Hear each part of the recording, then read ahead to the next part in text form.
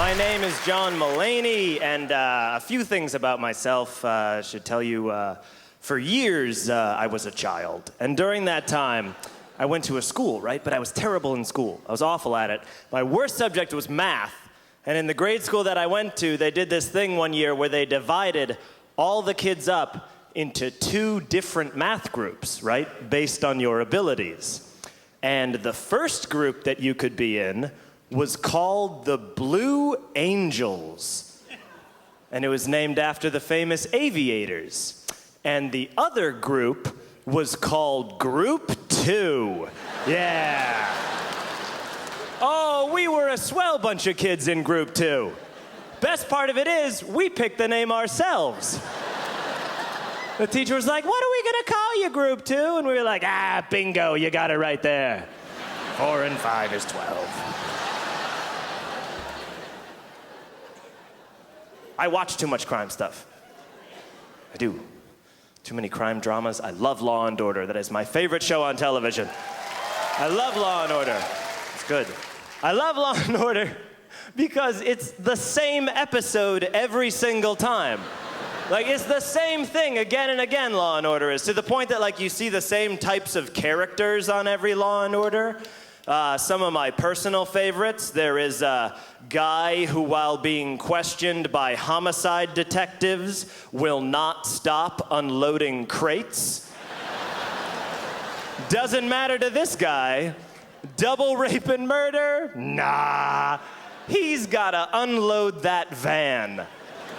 The detectives will show up with all these serious questions, and this guy is just like, Tony Ramirez? Yeah, I remember him.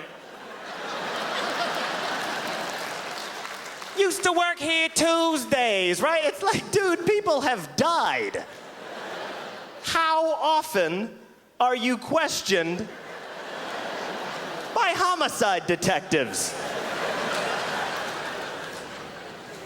I love Law and Order, and I miss Jerry Orbach more than certain dead relatives of mine.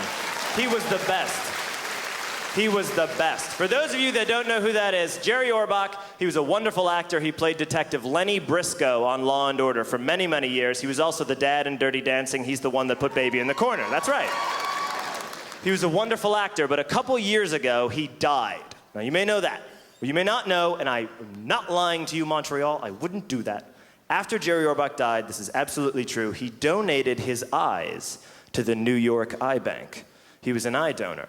So there's these signs all around New York that say, Jerry Orbach gave his heart and soul to the gift of acting and the gift of sight to 2 New Yorkers. 2 New Yorkers got Jerry Orbach's eyes. Sorry, like as a transplant, not just to have, like they got them put in. Sorry. 2 different New Yorkers, though. That is fascinating to me because they're 2 different New Yorkers. They probably don't know each other, right? They're probably strangers. Well, that would make a great movie. That would make a great romantic comedy. Oh, I can see the preview now.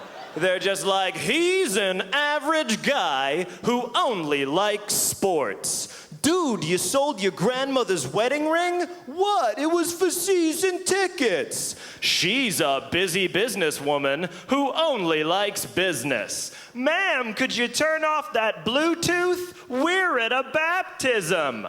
He's March Madness. She's Merrill Lynch. Got it. But they have one thing in common. They both have Jerry Orbach's eyeballs shoved into their face. New Line Cinema presents Love at First Sight. This summer, love is spelled with 2 eyes. And the scene, I thought a lot about it, thank you. And the scene where the guy and the girl finally find each other, because the first act of the movie, they get the eye transplant, that's a given. Rest of the movie, they're walking around New York, but they keep like crisscrossing paths, like in that movie Serendipity, which is not bad. So they're walking around, they're like, oh, when are they finally gonna meet? And here's the scene where they meet, okay? Because if you remember, on Law and Order, whenever Jerry Orbach saw a dead body, he'd make a funny little joke. he'd make a one-liner every single time. So the guy and the girl are coming down the street from opposite ends of the street, all right? And there's an alley in the middle of the street, and there's a teacher lying dead in the alley. And at the same moment, they both go, huh, school's out, and then they lock eyes. Good evening, Montreal. Thank you very much.